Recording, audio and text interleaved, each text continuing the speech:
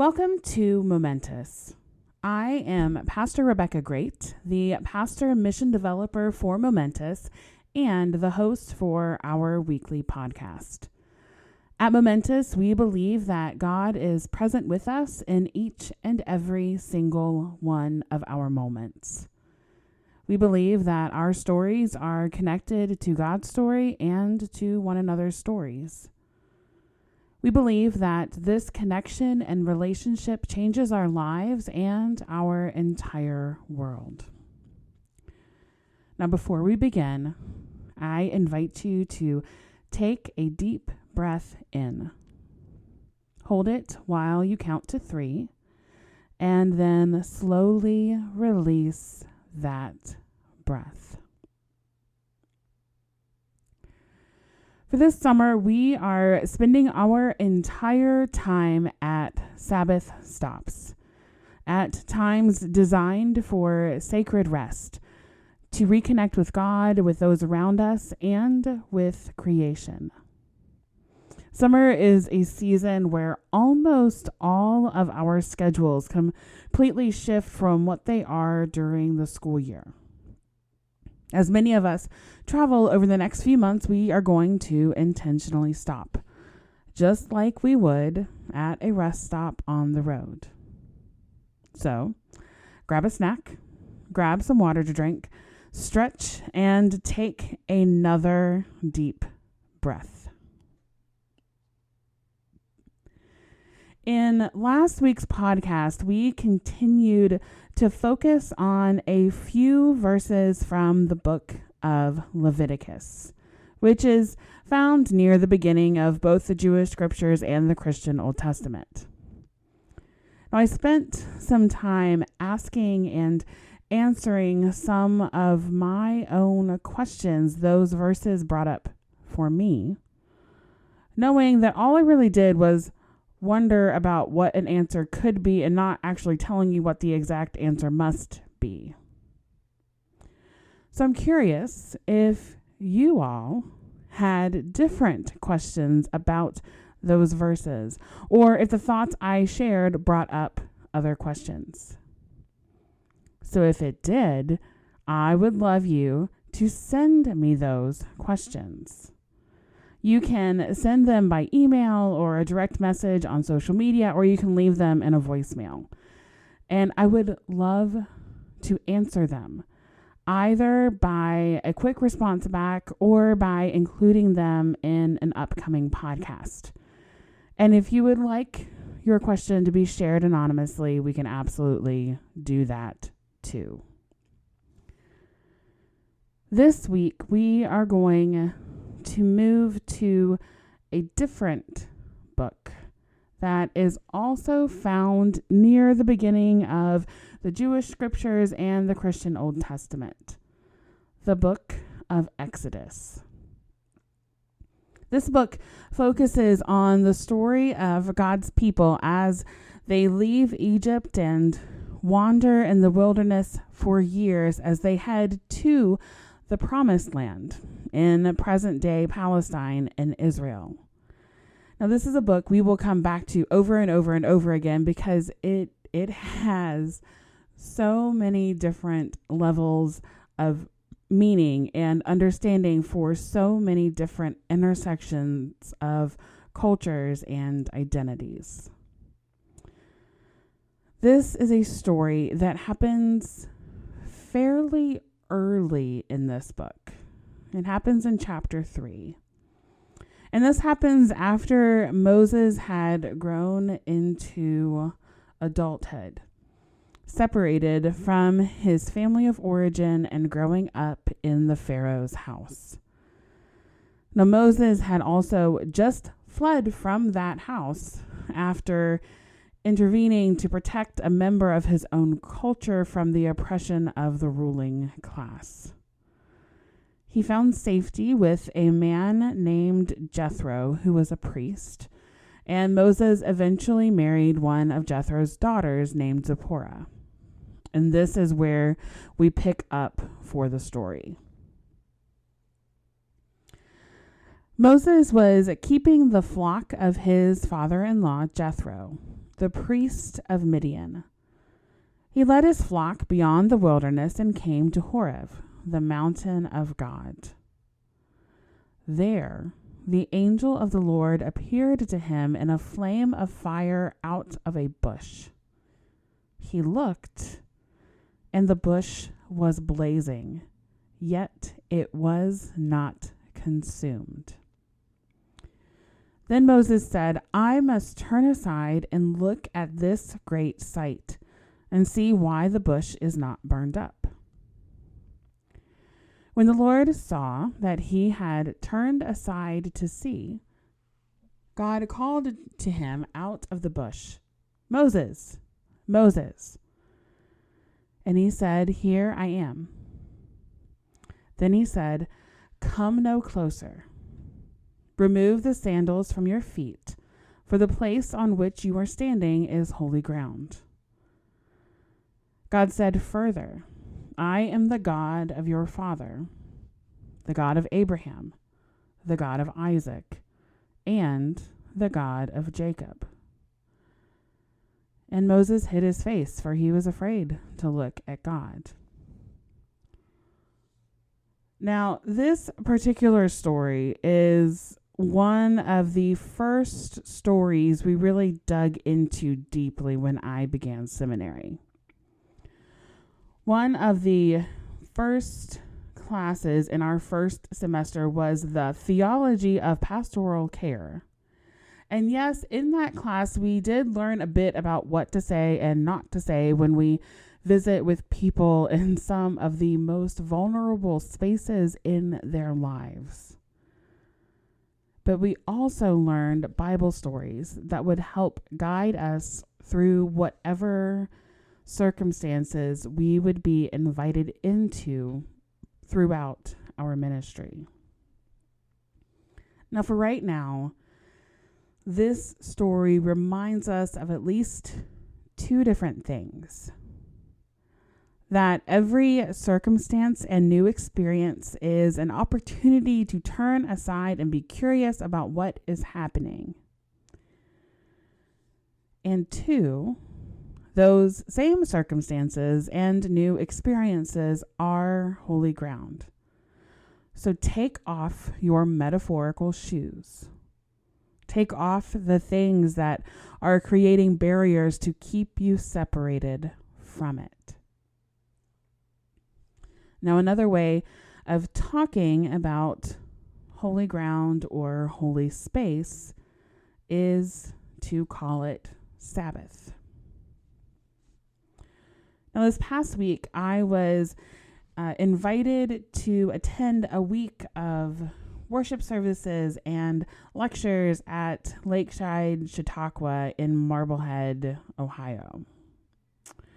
And I was looking forward to a week of learning and being able to sit by the lake and absolutely devour book after book after book and taking more and more notes and planning and praying over future momentous podcasts and what might be in store.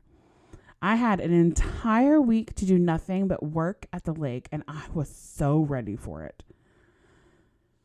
So late on the first night, I had dutifully gotten out all of the books that I had brought with me, and I had set up my laptop, and I had gotten my notebook and my pens and my highlighters out, and I texted my husband to let him know that I was safely tucked into the hotel for the night. And just as I was embarking on my final social media scroll before working, I was confronted by the same graphic multiple times because the same friend had shared it in multiple clergy Facebook groups. It was a post from the Clergy Coaching Network that was simply text on a plain background that read, "For many of us clergy, overwork may be a sign of pragmatic atheism. We don't trust God enough to rest, leaving what is undone in God's care." And the first time I saw it, I scrolled past it without giving it much thought. The second time I saw it, I sighed at it and I scrolled on. The third time I saw it, within the span of a single minute, I stopped and I looked up at my pile of work that I had schlepped to the lakeside with me. And I felt officially called out by this digital burning bush that kept popping up in my Facebook feed.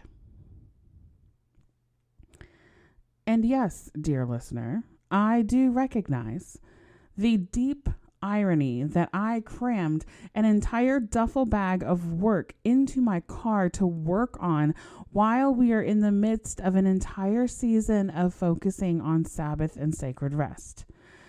And I would like to remind you that we are learning together here. Now, because I was already in the hotel room for the night, I had already kicked off my outdoor shoes and I had traded them in for socks to wear around the hotel room.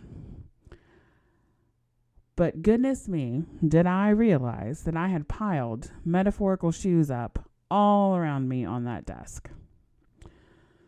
So I confessed my sin on my own Facebook feed and I pushed myself back from the desk and I moved to a chair in the room. And I turned on some calming music and I picked up my knitting that I had also brought along. And I spent some time praying for the people and the concerns that drifted into my mind. It was time to commend the undone things to God, knowing that they were tended well enough for that evening. Me staying up until 1 or 2 a.m. hammering something out and then spending the week exhausting myself would mean that I could come back and say that I was very productive. But it would not have given me space to rest and pray and feel as though some creative energy and holiness was seeping back into my very being. Now, I know a fair portion of our listeners are either clergy or people who serve in some sort of leadership within a congregation. But I also know that there's an equal number of listeners who aren't in those positions. And that graphic that I mentioned was specifically calling clergy out, but I think there's some truth to it. That overwork may be a sign of pragmatic atheism, or at the very least, a sign of anxiety, or not feeling as though we are worthy of being loved if you aren't productive, or that you have no choice but to work 80-hour work weeks because the cost of living is just so high. Now, next week, we are going to dive deeper into what it means to find moments of Sabbath, along with a few more ideas of what that can look like. And especially for those of us who are legitimately stretched so thin and there is no other way to move through our days, there will be things you can incorporate. You are worthy of Sabbath and rest simply because you are alive.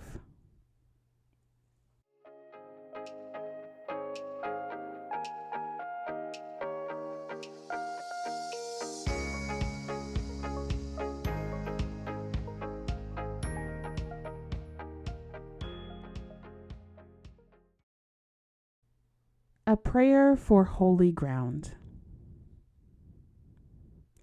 God, who spoke through unburnt, burning bushes in the wilderness. We are really good at not noticing you with us. We are really good at not noticing the holy ground around us. We are really good at taking off our physical shoes, but keeping the metaphorical ones on. Our lists, our productivity, our schedules, our priorities. Send us a burning bush this week. Maybe one that won't completely scare us. And help us be curious about it instead of ignoring it. Help us take off our shoes so that we connect to holy ground. Help us connect with you. Amen.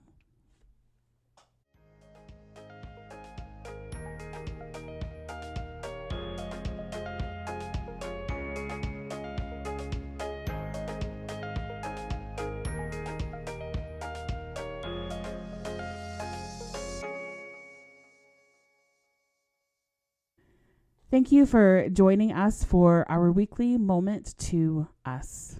We are looking forward to growing with each of you and are so grateful you are part of the Momentous community. Thank you to our mission partners, the Southern Ohio Synod and the Evangelical Lutheran Church in America. Their financial contributions and prayer have been instrumental in bringing this new ministry into existence. Last week, we shared several different prayer practices. I want to remind you that those are still good to use forever and ever going forward. You can re-listen to last week's episode, or you can find the graphics on our social media feed so you can be reminded of them. They are also linked in the transcript for this episode that's on our website for those of you who don't have social media accounts. However you are engaging with or discerning partnering with Momentous, we hope that it means you are growing in your faith and noticing God's presence with you. You can always share moments when you notice God's presence by sending us an email or a DM on our social media accounts or leaving a voicemail. Now, if you want to support the ministry of Momentous, engaging with us online is one way that you can do that. If you are able to give financially, you can visit our website and you can use the donate link that is there.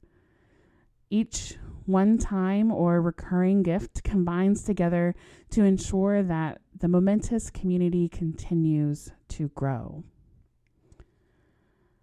We are grateful for each of you listening during your weeks and then sharing these episodes with others. If you have missed a few episodes, that is okay.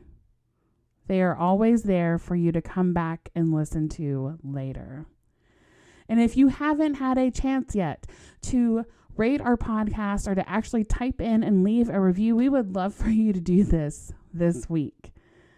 Each rating and each review helps bump our podcast up on the charts, which means even more people can get connected with our community, and it invites them into noticing God's presence within their moments too. We give thanks for every single one of you, for being a part of the Momentous community and for listening to God's call to try something new and for beginning to notice God's presence even more frequently in your life and in your communities and in our world. Until our next podcast, remember to breathe deeply and that God is present with you every single moment.